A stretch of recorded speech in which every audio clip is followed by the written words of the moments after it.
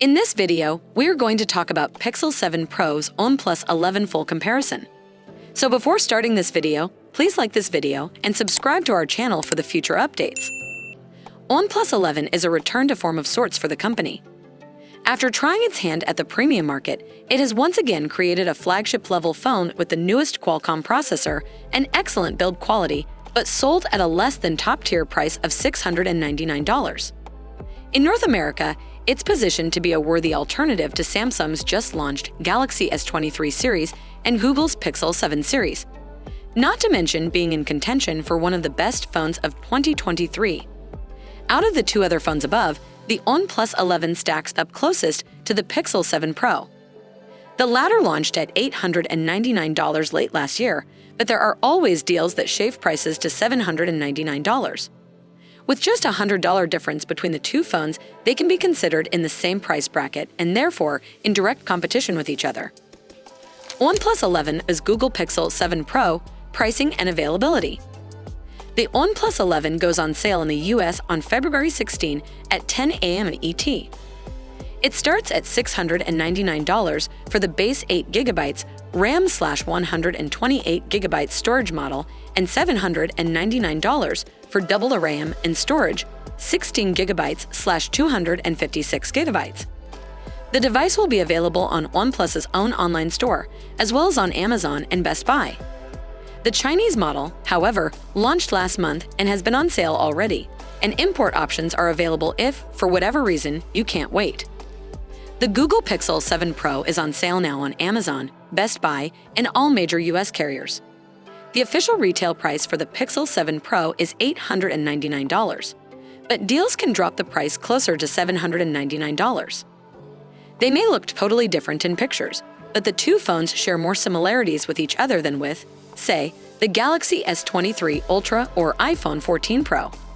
For example, both phones feature visually unique camera modules that blend into the chassis, and neither device has any sharp edges or corners, making for a soft in-hand feel where the phone's curves nestle into our palms. The screen sizes are exactly the same at 6.7 inches, and their dimensions are nearly identical, with the Pixel 7 Pro being a hair wider and thicker. However, the button placements are different. OnePlus has the volume rocker and its signature alert slider toggle on the left side and its power button on the right side. The Pixel 7 Pro, meanwhile, has both the volume rocker and power button on the right side. In an unusual move that differs from virtually all other phones on the market, the volume rocker sits below the power button. It's all personal preference, but I much prefer OnePlus button placements. Display.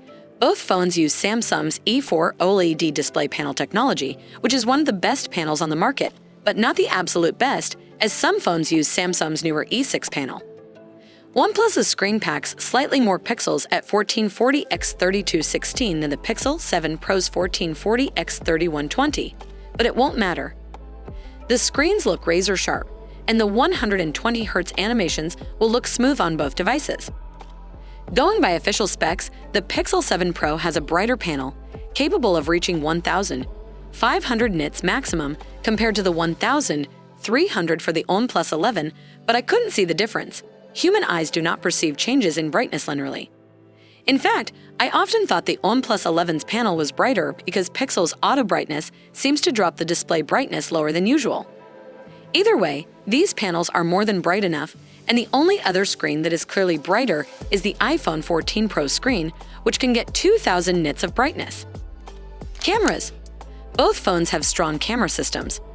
The OnePlus 11's main system packs a triple lens setup headlined by a 50MP f1/8 wide with a 1/1 56-inch Sony IMX sensor, along with a 48MP ultrawide, a 16MP selfie camera on the front, and a 32MP telephoto that can do 2x optical zoom.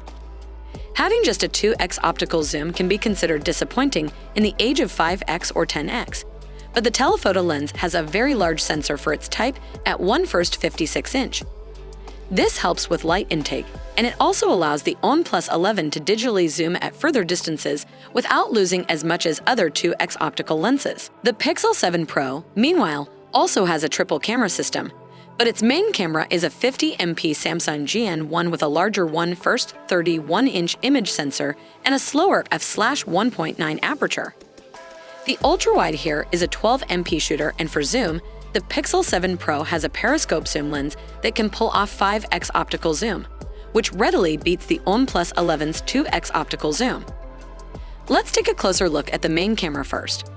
Both phones have excellent shooters with fast shutters and focus. However, you'll see in the samples below the color science differs quite a bit. The Pixel 7 Pro tends to cool images, a Google specialty, while OnePlus 11 uses the so-called Hasselblad color tuning to keep colors looking realistic. I can say that the OnePlus 11 images below do represent colors closer to reality. Whether Google's decision to cool images improves the look or not depends on your taste.